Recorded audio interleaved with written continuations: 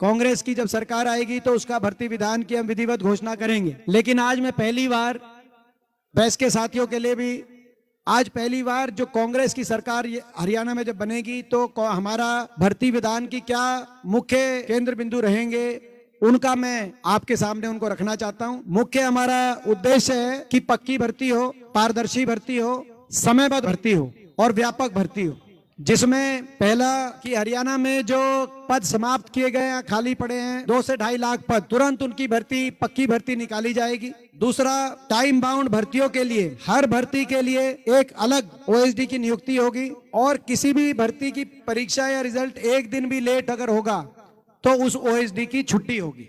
तो ये हम स्पष्ट रूप से करेंगे। तीसरा, भर्तियों में अगर किसी एक भी भर्ती में कोई अनियमितता हुई तो उसके लिए कोई बाहरी एजेंसी को जिम्मेदार मानकर पल्ला झाड़ने वाला काम नहीं होगा। एचपीएससी और एसएससी में बैठे अधिकारी, सदस्य और चेयरमैन को सीधे तौर पे जिम्मेदार माना जाएगा अगर एक भी भर्ती में एक भी अनियमितता की जाती है। हर एक भर्ती के फॉर्म के साथ पूरा कैलेंडर भी जारी किया जाएगा। जैसे मैंने कहा 2 से 2.5 लाख पद निकाले जाएंगे, लेकिन भर्ती के साथ साथ पूरा टाइम बाउंड कैलेंडर, और जैसे मैंने कहा कि हर भर्ती के लिए एक ओएसडी जिसकी जिम्मेदारी है एंड टू एंड वो समय पर भर्ती हो, समय पर ज्वाइनिंग हो। एक दिन भी लेट होगी तो उस पर कार्रवाई की जाएगी और कैलेंडर साथ में जारी किया जाएगा। और किसी भी तरह की गड़बड़ी रोकने के लिए एक अलग से कमेटी बनाई जाएगी, जिस कमेटी के माध्यम से भर्ती संबंधित शिकायतों के लिए टेलीफोन नंबर 24 घंटे उपलब्ध रहेगा। सभी नौजवानों को कभी भी टेलीफोन पे अपनी सारी बात बता सकते हैं ताकि उनका निदान किया जाए। इसके साथ साथ जो ग्रुप सी और डी में जो इंटरव्यू समाप्त हुए हैं उनका उसकी शुरुआत हमारे समय ही में हुई थी। भाजपा ने उस बात को कहा कि हमने क्या, लेकिन हमारी भी जो आखिरी भर्तियां थी, जैसे जेबीटी की भर्ती थी, 14,000 जेबीटी लगे थे, उसमें इंटरव्यू के ज्यादा नंबर नहीं थे, तो वो शुरुआत उस समय हुई थी। लेकिन उस बात को, क्रम को जारी रखेंगे, कोई इंटरव्यू नंबर ना हो ताकि पारदर्शिता में कोई कमी ना हो। और साथ में जो ग्रुप 1 और 2 में वो जो इंटरव्यू की जो आज परिस्थिति है उसमें भी पूर्ण विचार किया जाएगा कि उसमें कम से कम सब्जेक्टिवनेस कैसे आए ताकि पारदर्शिता का पूरा ख्याल रखा जाए।